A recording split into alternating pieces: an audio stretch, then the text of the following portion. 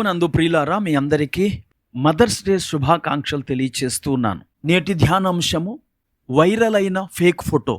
సాధారణంగా నిజ వార్తలు వైరల్ అవుతూ ఉంటాయి, కానీ ఈ మధ్య కాలంలో ఒక ఫేక్ ఫోటో చాలా వైరల్ అయింది. ఆ ఫోటోను మీరు కూడా చూసే ఉంటారు. మధ్యప్రదేశ్లోని జబల్పూర్ జిల్లాలో ఉన్న బర్గి డ్యామ్ వద్ద జరిగిన క్రూయిజ్ బోట్ ప్రమాదంలో 9 చనిపోయారు. ఆ బోటు మునిగిపోయినప్పుడు ఆ బోటులో ఉన్న ఒక తల్లి చివరి శ్వాస వరకు ఆ బిడ్డను హత్తుకొని ఉన్నట్టుగా ఉన్న ఫోటో ఒకటి ఈ మధ్య వైరల్ అయింది. ఆ ఫోటోను చూసి అందరూ కూడా తల్లి ప్రేమను చాలా కొనియాడారు. తల్లి తన ఆఖరి శ్వాస వరకు తన పిల్లలను ఎలాగూ ప్రేమిస్తుందో ఆ ఫోటోను బట్టి అనేక మంది మాట్లాడారు. తీరా ఆ ఫోటో ఫేక్ అని తేలింది. కానీ ఆ ఫోటో వెనుక సెంటిమెంట్ ఉండటం వల్ల అందరూ తల్లి ప్రేమను గురించి మాట్లాడుకున్నారు. చివరి వరకు ప్రేమించే ప్రేమ తల్లి ప్రేమ.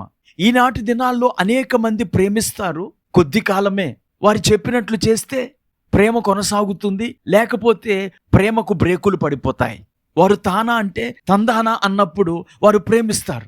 ఎప్పుడైతే వారి అభిప్రాయాలను మనం వ్యతిరేకించామో ఇక మనలను ప్రేమించటం మానేస్తారు. కానీ తల్లి ప్రేమ ఆఖరి శ్వాస వరకు ఉంటుంది గనుకనే దేవుడు తనను తాను తల్లితో పోల్చుకున్నాడు. ప్రియులారా, ఈ మదర్స్ డే రోజున మన ప్రభువు ఒక తల్లి వలె మనకి ఏమి చేస్తాడో 2 విషయాలు మీతో పంచుకోవాలని ఆశిస్తున్నాను. మొదటిగా, మన దేవుడు మనలను తల్లి ఆదరించినట్లుగా ఆదరిస్తాడు. యెషయా గ్రంథం 66:13 ఒకని తల్లి వానిని ఆదరించినట్లు నేను మిమ్మును ఆదరించేదను, యెరూషలేములోనే మీరు ఆదరింపబడెదరు. ప్రియులారా, ఇక్కడ తల్లి తన బిడ్డలను ఆదరిస్తుంది.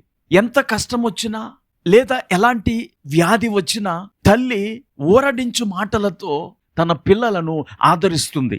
యేసుప్రభువు వారు కూడా పాపాత్ములు, సుంకరులు ఆయన దగ్గరకు వచ్చినప్పుడు ఆయన వారిని ఆదరించి పంపించాడు. సమాధానము గలదానవై పొమ్ము అని ఒక పాపాత్మురాలుతో చెప్పటం ఆదరణ వాక్యే కదా.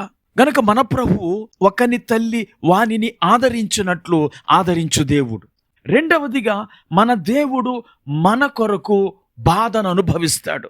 యెషయా గ్రంథం 42:14 చిరకాలము నుండి నేను మౌనముగా నుంటిని, ఊరకొని నన్ను అణచుకొంటిని, ప్రసవ వేదన పడు స్త్రీ వలె విడవకుండా నేను బలవంతముగా ఊపిరి తీయజూచుచు ఒగర్చుచు రోజుచున్నాను అంటాడు దేవుడు. ఇక్కడ దేవుడు తన్ను తాను ప్రసవించు స్త్రీతో పోల్చుకున్నాడు. ప్రియులారా, ప్రసవించు స్త్రీ ప్రసవ వేదనతో బిడ్డలను కంటుంది. క్రీస్తు సంఘాన్ని కనుటకు ఆదాము తన హవ్వకు జన్మనిచ్చుటకు ప్రక్కలో పొడవబడి ఎముక తీయుట ద్వారా బాధ అనుభవించినట్లు మన ప్రభువు కలువరి సిలువలో వేదనతో సంఘమును కన్నాడు.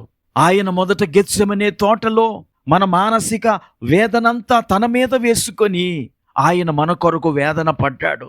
ఆయన వేదన పడి మరింత ఆతురముగా ప్రార్థన చేయగా ఆయన చెమట నేల పడుచున్న గొప్ప రక్త బిందువుల వలె ఆయను. ఆ వేదనను ఇంగ్లీషులో హిమాటిడ్రోసిస్ అంటారు. హిమాటిడ్రోసిస్ అనేది వైద్య విధానములో ఒక అరుదైన పరిస్థితికి అద్దం పడుతుంది. దీనిలో వ్యక్తి తీవ్రమైన మానసిక ఒత్తిడి, భయము, వేదన, ఆతురత కలిగిన వాడై టెన్షన్ పడినప్పుడు చెమటతో పాటు రక్తపు చుక్కలు బయటకు వస్తాయి. ఇది సాధారణ గాయం కాదు. చర్మం కోయకపోయినా చెమట గ్రంథుల దగ్గరనున్న సూక్ష్మ రక్త నాళాలు పగిలి రక్తము చెమటతో కలిసి బయటకు వస్తుంది. యేసు వేదనకు ఆ చెమట రక్తమే గుర్తు. ఈ మాటలు వింటున్న నా ప్రియ స్నేహితుడ, సోదరి, ఆయన నిన్ను ఆదరించు దేవుడై ఉన్నాడు. ఆయన నీ కొరకు వేదన పడి శిలువ మరణము పొందాడు గనుక ఆయన నిన్ను వదులుకోడు. తుది శ్వాస వరకు ఆయన నిన్ను ప్రేమించువాడు. యోహాను సువార్త 13:1 లోకములోనున్న తన వారిని ప్రేమించి వారిని అంతము వరకు ప్రేమించెను అని ఉన్నది. అంతము వరకు, తుది శ్వాస వరకు ఒక తల్లి తన బిడ్డను ప్రేమించినట్లు మన ప్రభువు మనలను ప్రేమించువాడు. ఈ మదర్స్ డే రోజున మన ప్రభువులో తల్లి ప్రేమను చూచి ఆ ప్రేమకు బద్దులుగా బ్రతకండి, ఆదరణ పొందండి. ప్రార్థన చేసుకుందాం. కృపా కనికరము కలిగిన మా తండ్రి, నీకు వందనాలు. ఈ మదర్స్ డే రోజున నీ ప్రేమను గురించి మేము ధ్యానం చేశాం. శాశ్వతమైన ప్రేమతో మీరు ప్రేమించే దేవుడవు. ఆ ప్రేమను బట్టి మా వీక్షకులందరినీ దీవించి విడిపించి స్వస్థపరచమని యేసుక్రీస్తు నామమున ప్రార్థించి వేడుకుంటున్నాము. ఆమేన్.